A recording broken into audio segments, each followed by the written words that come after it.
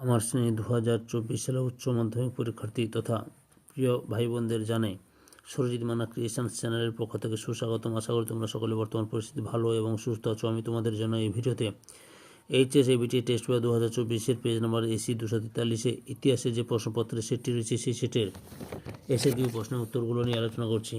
এর আগে আমি AC 3, AC 47, AC 79, AC 118, 146, AC 182, AC 203 এই পেজগুলোর ইতিহাসের এসএকিউ প্রশ্নের উত্তরগুলো ছেড়েছি। এছাড়াও এবিটি টেস্ট পেপারের যে সমস্ত ইতিহাসের সেটগুলো ছিল সেই সেটের সমস্ত এমসিকিউ প্রশ্নের উত্তর ছেড়েছি।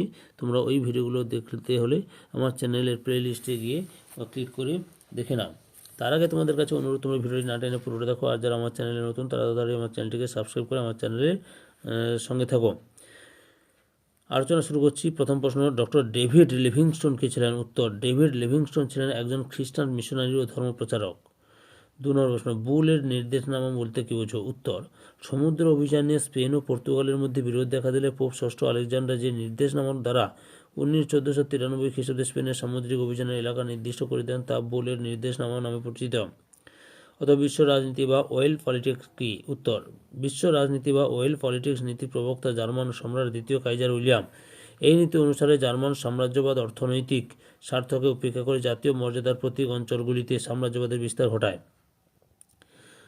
3 নম্বর প্রশ্ন, দূর প্রাচ্য বলতে কী বোঝায়? উত্তর, দূর প্রাচ্য বলতে সাধারণভাবে চীন ও জাপানকে বোঝায়। অথবা মার্কেন্টাইল অর্থনীতির মূল কথা কি? উত্তর, মার্কেন্টাইল অর্থনীতির মূল কথা অর্থনীতি নিয়ন্ত্রণকে রাষ্ট্রের অধীনে নিয়ে আসতে হবে। এই প্রকার অর্থনীতিতে রাষ্ট্রের স্বার্থ, বণিকের স্বার্থ ও উৎপাদকের স্বার্থ অভিন্ন হবে। 4 নম্বর, কে কবে পাঞ্জাবকে ব্রিটিশ সাম্রাজ্যভুক্ত করেন? উত্তর, 1949 সালের মার্চ মাসে লর্ড আরহসি পাঞ্জাবকে ব্রিটিশ সাম্রাজ্যের অন্তর্ভুক্ত করেন। 5 নম্বর, কে কাদের উপর ওয়াং ঘিয়ার অসম চুক্তি আরোপ করে? উত্তর, ইউরোপীয় শক্তিগুলি চীনের উপর ওয়াং ঘিয়ার অসম চুক্তি আরোপ করে। অথবা চীনের রুদ্ধদ্বার নীতি বলতে কেউ যে? উত্তর, ক্যান্টন বাণিজ্যে অংশগ্রহণকারী বিদেশি বণিকদের চীনা বাণিজ্যিক আইন মেনে মরশুমের শেষে বন্দর ছেড়ে চলে যেতে হতো। তাদের চীনা ভাষা ও চীনা আদব কায়দা শিক্ষা এবং বাণিজ্য কুটিতে আগ্নেয়াস্ত্র সহ প্রবেশ করাও নিষিদ্ধ ছিল। তাদের প্রতি এই কঠোর নীতি প্রয়োগকে রুদ্ধদ্বার নীতি বলা হয়। 6 নম্বর প্রশ্ন, কোন গভর্নর জেনারেল অ্যাংলিসিস্ট ওরিয়েন্টালিস্ট বিতর্ক অবস্থান ঘটান? উত্তর, লর্ড উইলিয়াম বেন্টিং। 7 নম্বর প্রশ্ন, আত্মীয় সভা প্রতিষ্ঠার উদ্দেশ্য কী ছিল? উত্তর, আত্মীয় সভার মূল উদ্দেশ্য ছিল একেশ্বরবাদী হিন্দু বেদান্তবাদ সম্পর্কে আলোচনা ও বিতর্ক অধিবেশন পরিচালনা করা। অথবা দলিত কাদের বলা হয়? উত্তর, ভারতীয় সমাজ ব্যবস্থায় অস্পৃশ্য ও নিপীড়িত যেমন মাহার, নাদার, চামার, হরিজন, নমশূদ্র, ইজাভা প্রভৃতি শ্রেণীরাই দলিত বলে অভিহিত করা হয়।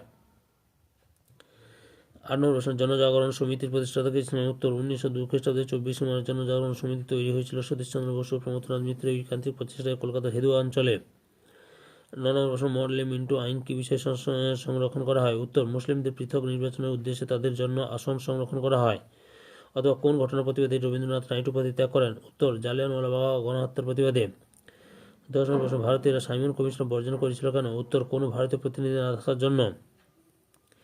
তাহলে 11 নম্বরে, মুসলিম লীগের লাহোর অধিবেশনের গুরুত্ব কী ছিল? উত্তর, 1940 খ্রিস্টাব্দে মুসলিম লীগের লাহোর অধিবেশনে দ্বি-জাতিতত্ত্বের ভিত্তিতে ভারতের মুসলিম সংখ্যাগরিষ্ঠ প্রদেশগুলিকে নিয়ে মুসলমানদের জন্য একটি পৃথক সার্বভৌম মুসলিম রাষ্ট্র গঠনের দাবি করা হয়।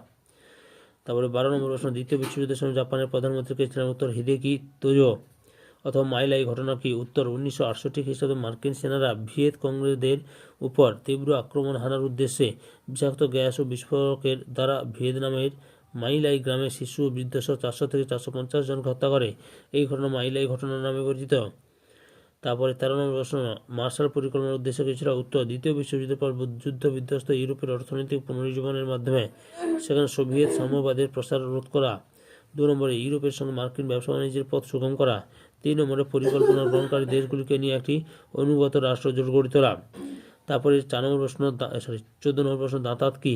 উত্তর, সোভিয়েত ইউনিয়ন ও মার্কিনীদের 1960-এর দশকের শেষের দিকে পারস্পরিক নমনীয় ভাবকে দাঁতাত বলা হয়।